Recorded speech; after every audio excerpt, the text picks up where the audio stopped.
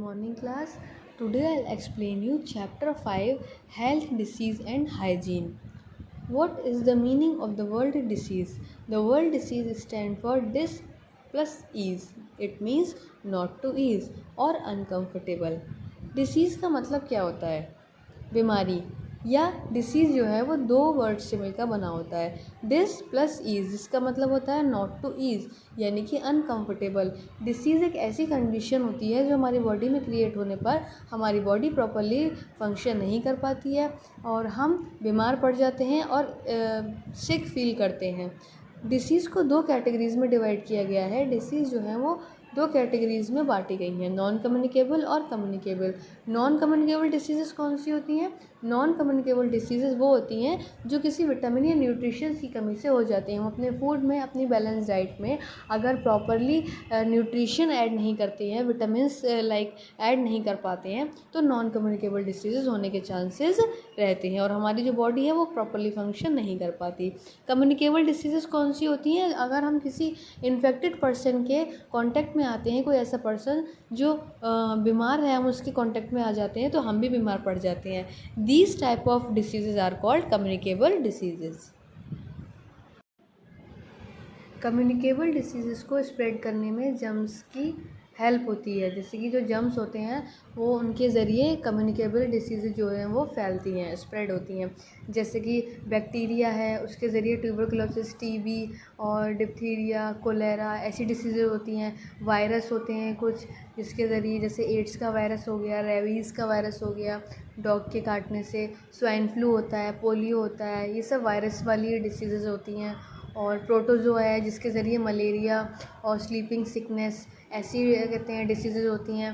Fungi है, fungi कहते हैं फूड पॉइजनिंग, अगर वो खाना बहुत टाइम का रखा हुआ होता है या पुराना होता है तो उस पर फंगई आ जाती है।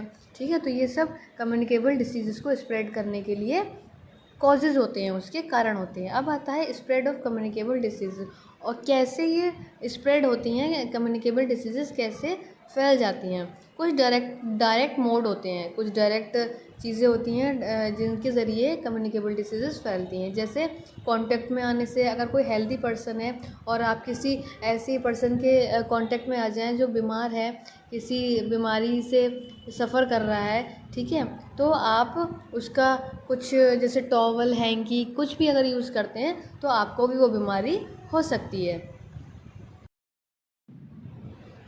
सेकेंड आता है through cuts and wounds in the skin. अगर आपकी बॉडी पर कोई कट है, कोई वुंड है, घाव है, तो भी क्या होता है, इन्फेक्शन हो सकता है। Germs can enter the body through the cut and would on the skin and cause infection. जो जर्म्स होते हैं वो वुंड या स्किन में चले जाते हैं और इन्फेक्टेड कर देते हैं, जैसे कि tetanus. Sometime disease can also spread from mother to the child during birth. कभी कभी जो बीमारी होती है, डिसीज़ होती है, वो मदर से चाइल्ड में चली जाती है जब वो बॉर्न होता है।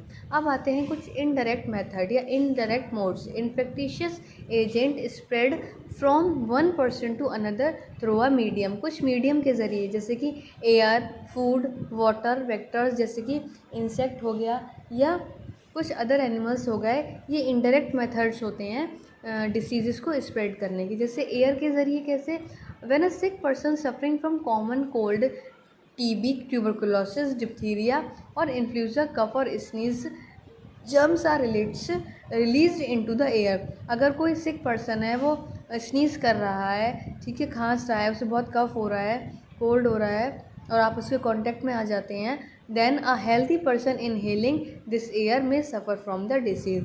और अगर जब आप इनहेल करते हैं, सांस लेते हैं, कोई हेल्दी पर्सन, तो वो जो जर्म्स वाली या जो क्या कहते हैं कफ कोल्ड वाली एयर होती है, वो क्या होती है, वो हेल्दी पर्सन में एंटर कर जाती है और हम बीमार पड़ जाते हैं।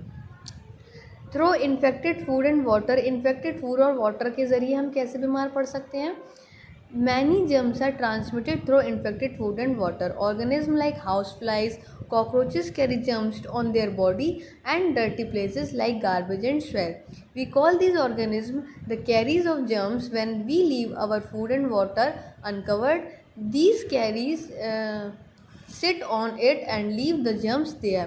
क्या होता है, जो कुछ इंसेक्ट्स होते हैं जैसे हाउसफ्लाई हो गई या कॉकरोच हो गया, वो इन्फेक्टेड पर्सन की बॉडी पे बैठ जाए या डर्टी प्लेसेस पे बैठ जाए, जैसे कि गार्बेज है, कूड़ा है या नाली वाली होती हैं, ठीक है, उन पे बैठ जाए। उसके बाद आप अपना फूड अनकवर्ड छोड़ दें, खुला छोड़ दें, और उन खुले हुए आपके फूड पे वो क्या कहते हैं मॉस्क्यूटो या फ्लाइज़ और जो कॉकरोचेस है वो आके बैठ जाएँ, तो आपका फूड क्या हो जाता है, डर्टी हो जाता है, जम्स से भर जाता है, ठीक है, वो जम्स आके वहाँ पे छोड़ देते हैं।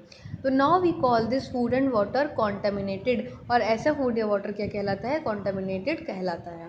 Handling food and water with dirty hand too can communicate food and water. When we consume this contaminated food or water, the germs enter our body and makes us ill. और अगर हम ये वो खाना जो है वो खा लेते हैं जिन पे मक्खी, कॉकरोचेस, मच्छर गंदगी लेके जम्स लेके आते हैं, बैठ जाते हैं, और फिर वो फूड हम खा लेते हैं, तो वी विल इल, हम बीमार पड़ जाते हैं। Diseases like typhoid, jaundice and food poisoning are called by eating contaminated food और ड्रिंकिंग पॉल्यूटेड वाटर। कुछ डिसीज़ेज जैसे टाइफाइड, जॉन्डिस या फूड पॉइजनिंग जो होती हैं वो इस तरह का फूड खाने से या पॉल्यूटेड वाटर पीने से होती हैं। नेक्स्ट है थ्रो वेक्टर्स। वेक्टर्स के थ्रू कैसे डिसीजेस फैलती हैं। फर्स्ट है हमारा through insect. Some of the microorganism are carried by some insect and animals known as vectors. कुछ माइक्रो ऑर्गेनिज्म होते हैं जो इंसेक्ट और एनिमल्स के द्वारा लाए जाते हैं, आ जाते हैं, उन्हें वेक्टर्स कहा जाता है। जैसे मॉस्क्यूटो है, हाउस फ्लाई है, ये कॉमन वेक्टर्स होते हैं। When an insect like mosquito bytes an infected person, the germs reaches in the body of mosquito. जब एक मॉस्क्यूटो एक इन्फेक्टेड पर्सन को बाइट करता है तो उसके जर्म्स उसकी बॉडी में आ जाते हैं। And this does not harm to the mosquito. ये मॉस्क्यूटो को तो हार्म नहीं करेगा, बट जब वो किसी अदर हेल्दी पर्सन को बाइट करता है तो उसमें जर्म्स ट्रांसफ़र हो जाते हैं और नेक्स्ट पर्सन भी इन्फेक्टेड हो जाता है। इसी तरह मलेरिया होता है, इज कॉज्ड बाय प्रोटोजोआ, जो एक फीमेल मॉस्क्यूटो एनोफिलीज के द्वारा लाया जाता है। डेंगू फैलता है एडीज़ मॉस्क्यूटो के द्वारा, ठीक है। और so in the case of anopheles या aedes act as vectors for malaria और डेंगू। और ये वेक्टर्स होते हैं किसके, मलेरिया और डेंगू के। अब आता है through animal bites. Animal bite के ज़रिए कैसे फैलता है कोई भी disease. Some disease are carried germs of certain disease in their body, their bite में transferred the germs to the victim and hence caused the disease. कुछ जर्म्स प्रेजेंट रहते हैं एनिमल्स बॉडी में और जब वो बाइट करते हैं तो वो ट्रांसफ़र हो जाते हैं और डिसीज़ का कॉज बन जाते हैं। जैसे डॉग होता है, dog carry virus of the disease rabies in their body. Dog की बॉडी में एक वायरस होता है जो रेबीज़ डिसीज़ का रेबीज़ बीमारी का कारण होता है। Its bite in transfer the virus and the cause of disease can be fatal. Next है हमारा way to prevent communicable diseases. हम कैसे कम्युनिकेबल डिसीजेज से बच सकते हैं। We should wash hand with soap and water before and after eating food, after using restroom, after touching animal, after sneezing और coughing. यानी कि हमें अपने हैंड वॉश करते रहना चाहिए सोप या हैंड वॉश से या वाटर से। आफ्टर बिफोर मील, अगर हम स्नीज़ कर रहे हैं, खांस रहे हैं, छींक रहे हैं, कोल्ड है या किसी एनिमल को टच कर रहे हैं, हमें हमेशा अपनी नोज़ को टिश्यू पेपर से या हैंडकरचीफ से कवर करना चाहिए छींकते वक्त। और we should not forget to throw the tissue paper in the trash after using it. और उसको हमें डस्टबिन में फेंक देना चाहिए या उसको ट्रैश कर देना चाहिए। हमें we should not share towel, cloth, specs, eye drops, ये सब चीज़ें हमें शेयर नहीं करनी चाहिए, क्योंकि अगर कोई इन्फेक्टेड पर्सन है उसकी कोई भी ऐसी चीज़ हम यूज़ कर लेते हैं या उसे शेयर कर लेते हैं तो कम्युनिकेबल डिसीज़ होने के चांसेस रहते हैं। We should not leave stagnant water around our house और इन द कूलर। कभी भी बहुत ज़्यादा वाटर बहुत ज़्यादा वक्त तक कूलर में या आसपास घर के नहीं इकट्ठा होना चाहिए। उसमें मॉस्क्यूटोज़ आकर बैठने लगते हैं जो डिसीज़ का कारण बनते हैं। हमेशा डस्टबिन हमें कवर करके रखना चाहिए। फूड या वाटर हमेशा कवर्ड करके रखना चाहिए। अनकवर्ड फूड को कभी भी नहीं खाना चाहिए। We should avoid using dirty bathroom of public place like railway station and cinema halls. जो डर्टी बाथरूम होते हैं पब्लिक प्लेसेस में, उनका यूज़ हमें करने से बचना चाहिए। Spraying the disinfecting and insecticide should be done in house time to time. Spraying हमेशा करवाते रहना चाहिए, जैसे कि मॉस्किटो से बचने के लिए दवाइयाँ होती हैं या सैनिटाइजिंग होती है, उसको हमेशा रेगुलरली करवाते रहना चाहिए। वैक्सीनेशन क्या होता है? Vaccination is the method of introducing dead और weakened disease causing germs into the body. It is neither injected और given orally. These are known as vaccines. कुछ एंटीबॉडीज़ होती हैं जो आपके बॉडी में एंटर कराई जाती हैं। As vaccine enter the human body, antibodies are form, जिससे एंटीबॉडीज़ बनती है और ये एंटीबॉडीज़ क्या करती हैं? प्रोटेक्ट करती हैं ऑफ बॉडी, हमारी बॉडी को अगेंस्ट अ पर्टिकुलर डिसीज़, एक डिसीज़ से बचाने के लिए ये वो एंटीबॉडीज़ हमारी बॉडी को प्रोटेक्ट करती हैं।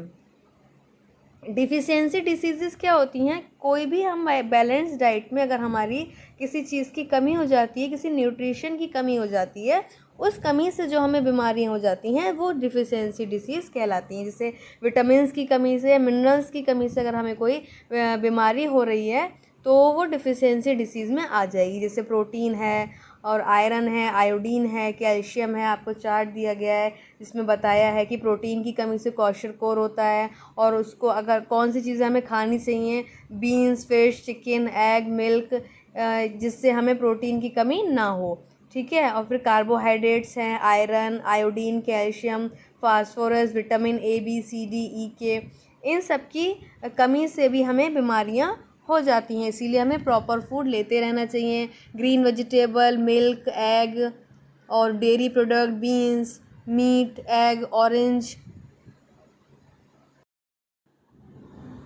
Other non communicable diseases, we can control deficiency disease by consuming balance diet.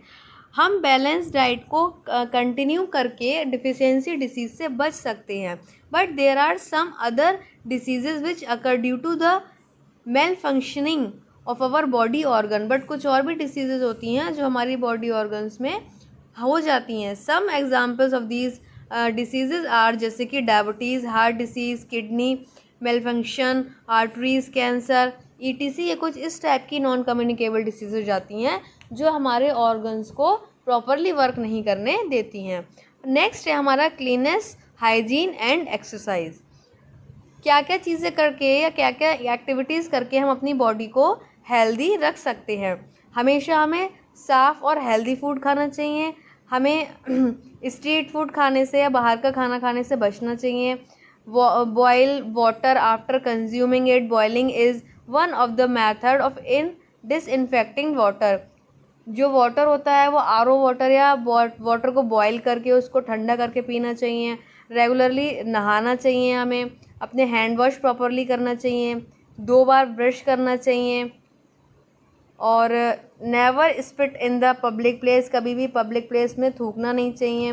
Regular exercise करनी चाहिए। हमेशा एक हेल्दी डाइट लेनी चाहिए।